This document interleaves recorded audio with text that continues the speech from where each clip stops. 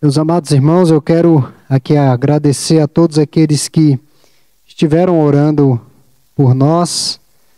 Já fazia um bom tempo que eu não gripava. Na verdade, eu nem me recordo qual foi exatamente a última vez que eu gripei. Já faziam alguns anos, pelo menos 5 anos, que eu não gripava assim tão fortemente. Mas Deus foi misericordioso, nos assistiu.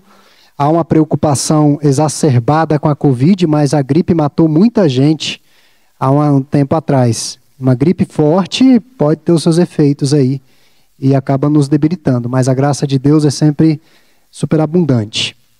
Eu quero louvar a Deus por aqueles que oraram por mim.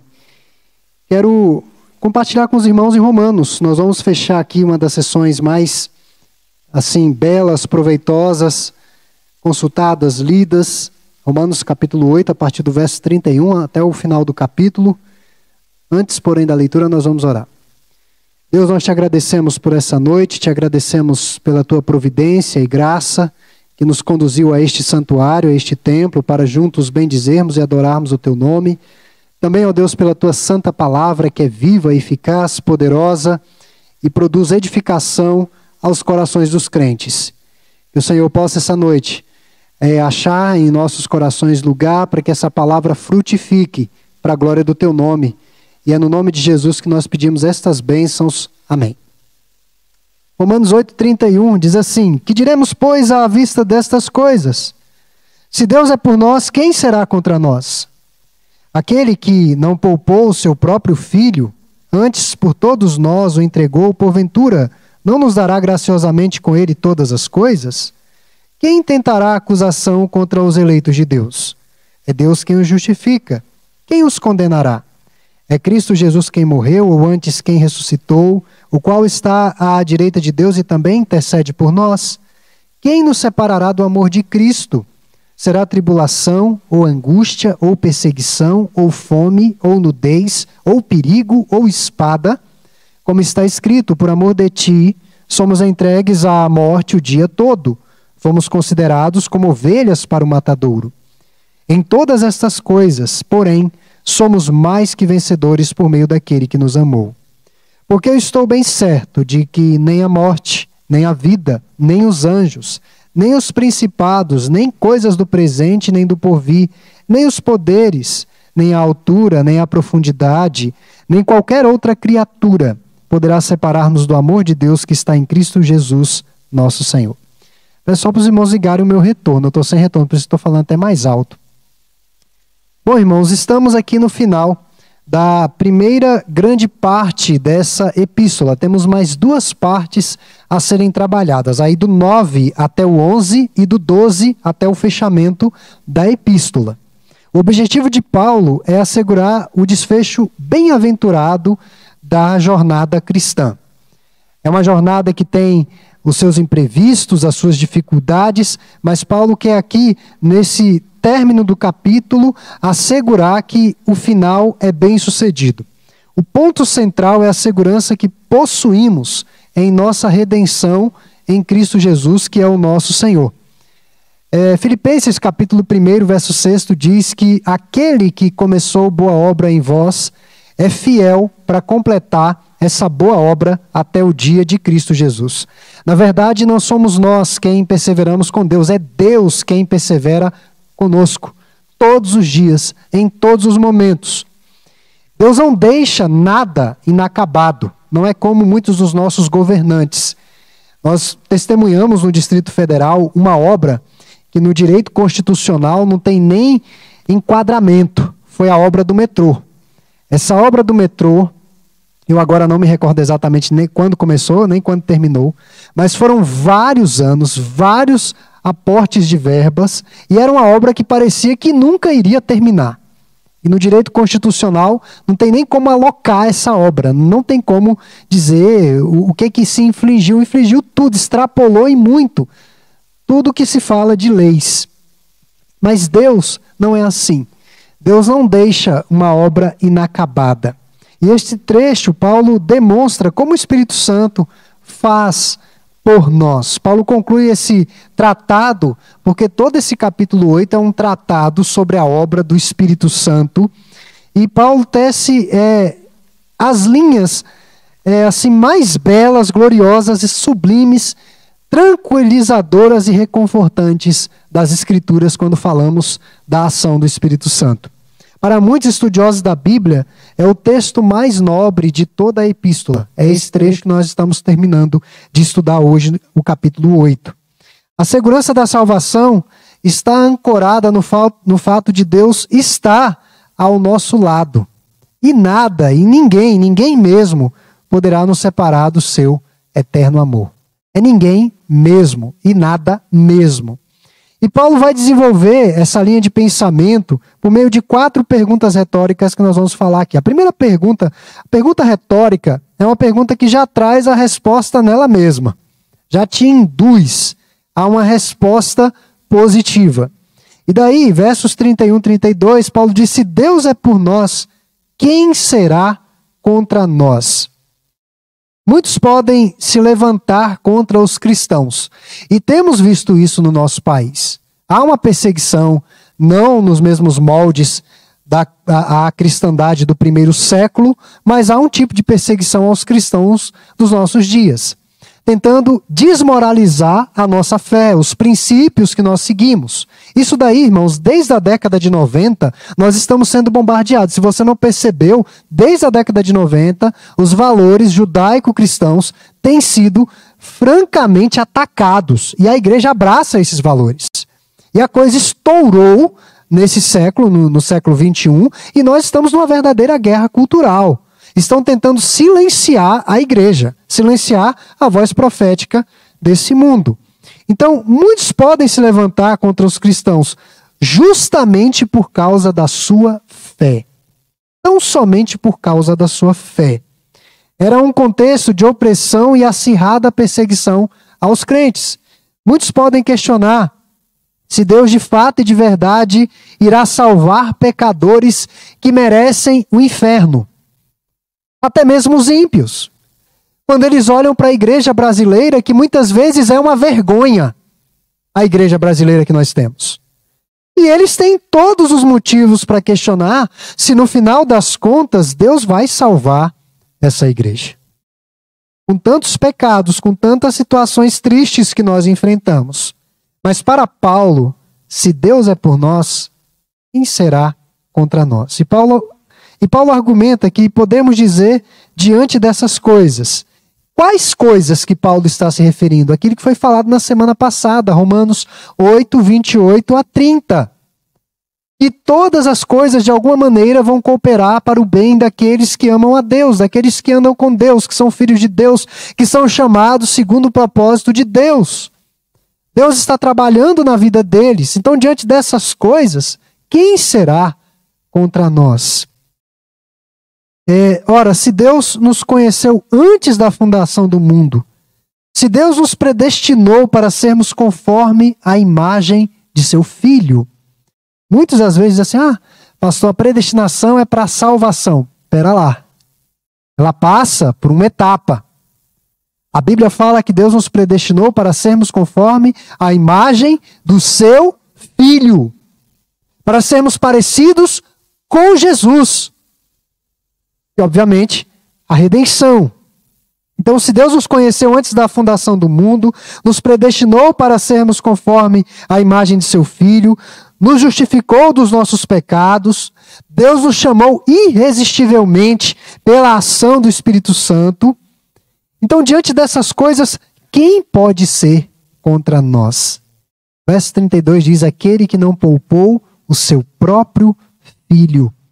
O que Paulo está querendo dizer aqui? Deus já fez o mais difícil. Será que Deus não vai fazer o mais fácil? O mais difícil foi sacrificar o seu Filho. Basta olhar os relatos dos evangelhos. O Senhor Jesus, naquela noite de agonia que precedeu a sua execução, e chegou a suar como que, não gotas de sangue, mas como que gotas de sangue, angústias de morte, o Senhor teve. E por 3 vezes ele orou, Senhor, passa de mim esse cálice. Passa de mim.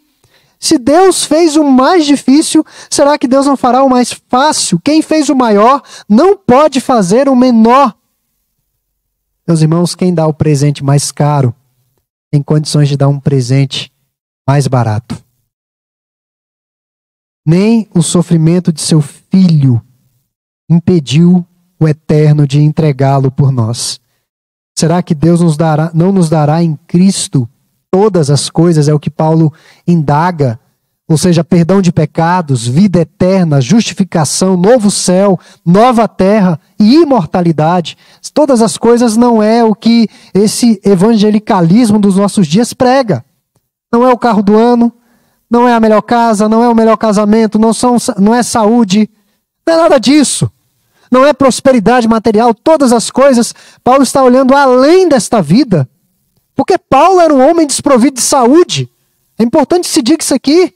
Paulo era um homem desprovido de saúde. Paulo era um homem desprovido de haveres, de bens.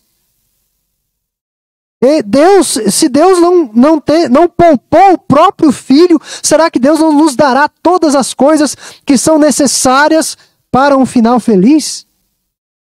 E a segunda pergunta que Paulo faz é: quem trará alguma acusação contra os escolhidos de Deus? Verso 33. Nós, no verso 31, se tornou os escolhidos, no verso 33. Se refere ao povo que Deus, por livre e espontânea vontade, não sei por qual motivo, nós colocamos a temática do estudo, o amor de Deus, pelo amor dele. É a única explicação que nós temos, ele nos amou.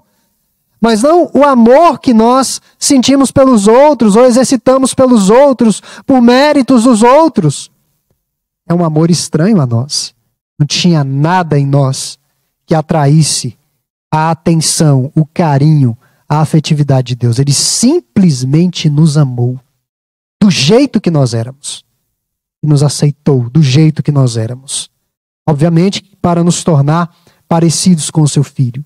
Não foi por livre e espontânea vontade. Deus escolheu redimir parte dessa humanidade caída. Existe muita acusação contra os escolhidos de Deus. Você quer saber quais acusações pesam contra você? Converse francamente com seu cônjuge. Caia na besteira de perguntar para o seu cônjuge em quais áreas você precisa melhorar. Pergunte para os seus pais o que eles pensam de você. Pergunte para o seu patrão, para os seus empregados, para os seus colegas de trabalho, para os seus colegas de estudo, para os seus amigos. Pergunte para o seu pastor o que o seu pastor pensa a seu respeito. São muitas acusações que pesam sobre nós. E sempre haverá. Portanto, a razão pela qual ninguém tentará acusação contra os eleitos não é porque eles não merecem ser acusados. E Paulo explica. É porque é Deus quem os justifica. O próprio Deus os justifica. Por isso, ser humano, anjo ou demônio não podem encontrar qualquer falha em nós. Satanás significa acusador. É a tarefa dele, é nos acusar. Tem algumas pessoas que acabam assumindo a tarefa do diabo. Acusação. Mas nada e ninguém pode acusar os filhos de Deus, porque o próprio Deus os justifica. Deus nos cobriu com uma justiça tão perfeita, que é a justiça de Cristo, que ninguém pode intentar acusação contra nós. Por isso, cuidado quando você fala mal de um irmão. Cuidado quando você fala mal de um pastor, de um missionário, de um crente. Eu não digo um pastor missionário, mas de um crente no Senhor Jesus Cristo. Cuidado. Você está falando contra alguém que o próprio Deus justificou.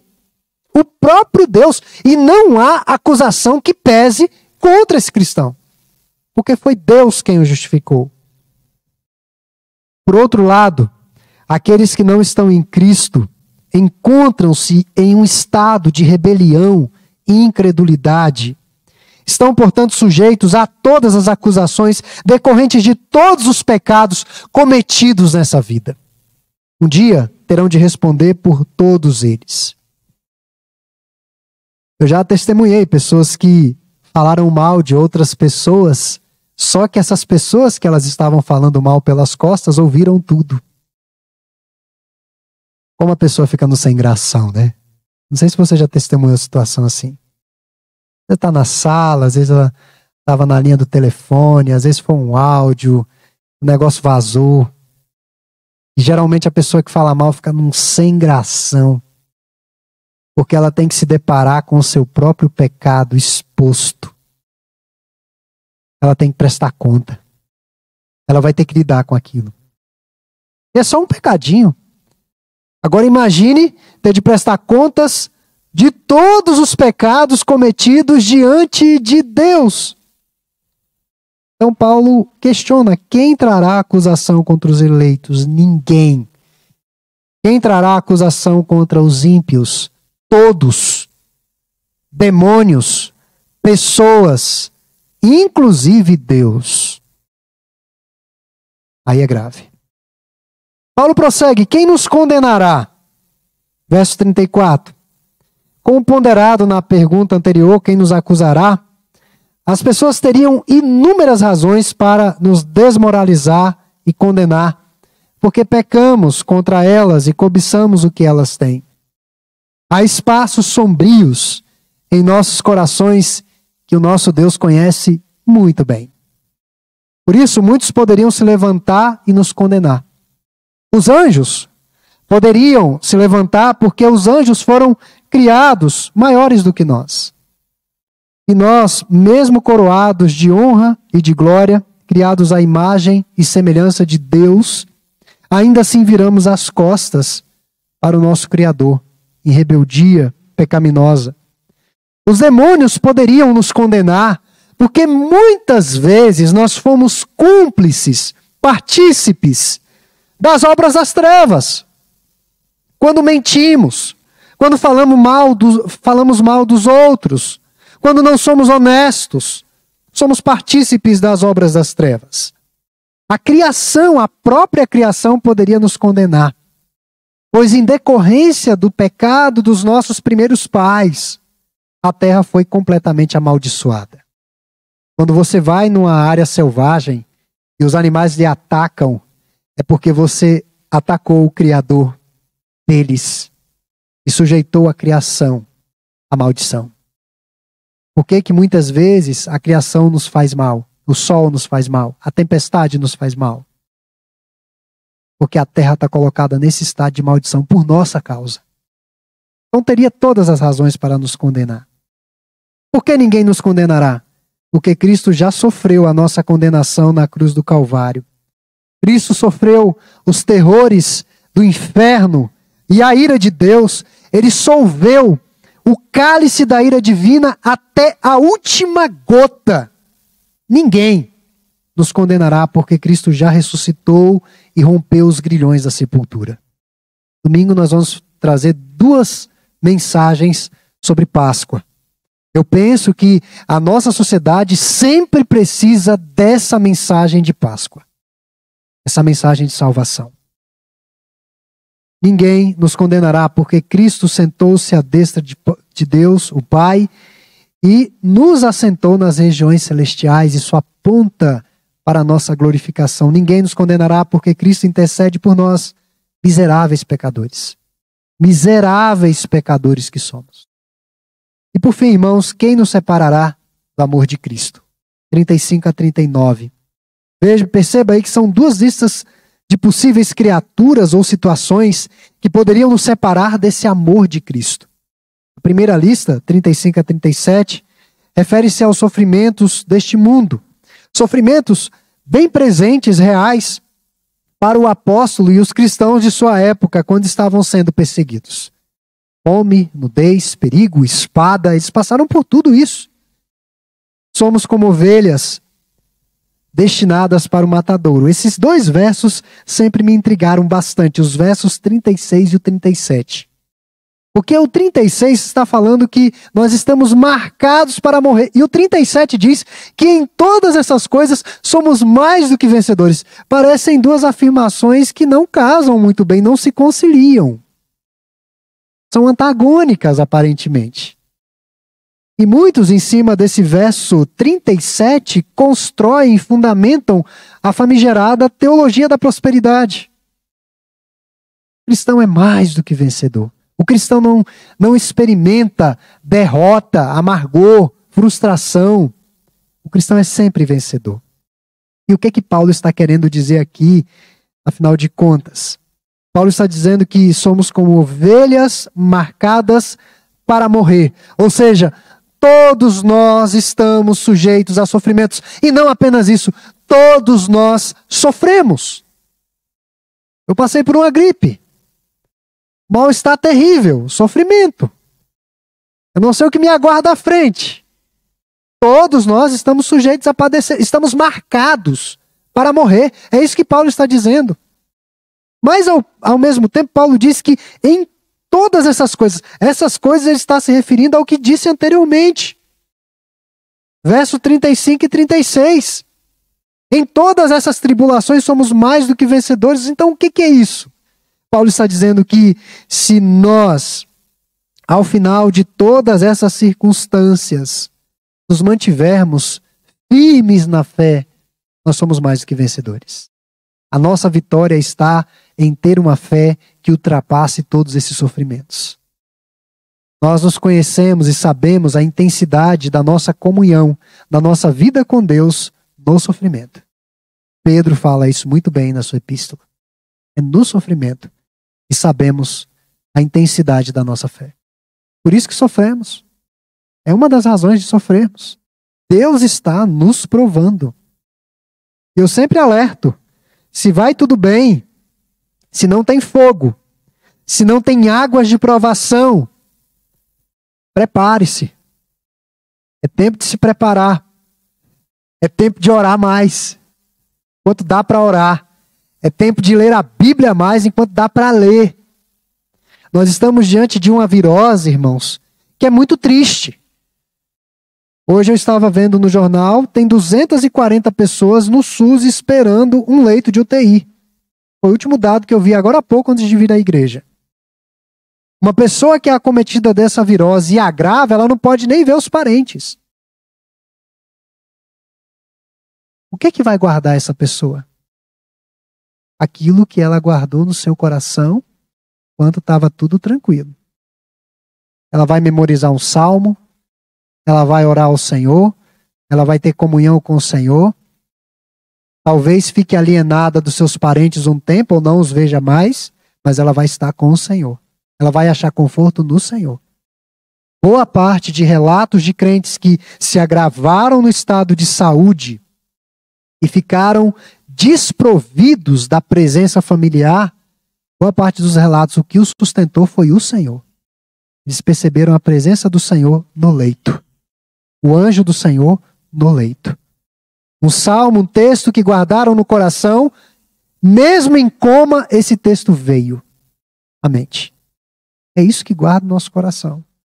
E pessoas que superaram, conseguiram superar a virose, saíram do estado de gravidade, alguns partiram, foram embora, mas estão com o Senhor. Paulo diz que estar com o Senhor é muito melhor. Mas o importante é a nossa fé ser fortalecida. É isso que significa esse mais do que vencedores. Paulo ficou com espinho na carne, mas Paulo não perdeu a fé. Isso é tão evidente, irmãos, que Paulo, quando escreve um dos seus últimos textos que nós temos, cartas a Timóteo, Paulo diz o seguinte: ora, meus irmãos, combati o bom combate, o quê? Guardei a fé. Guardei a fé.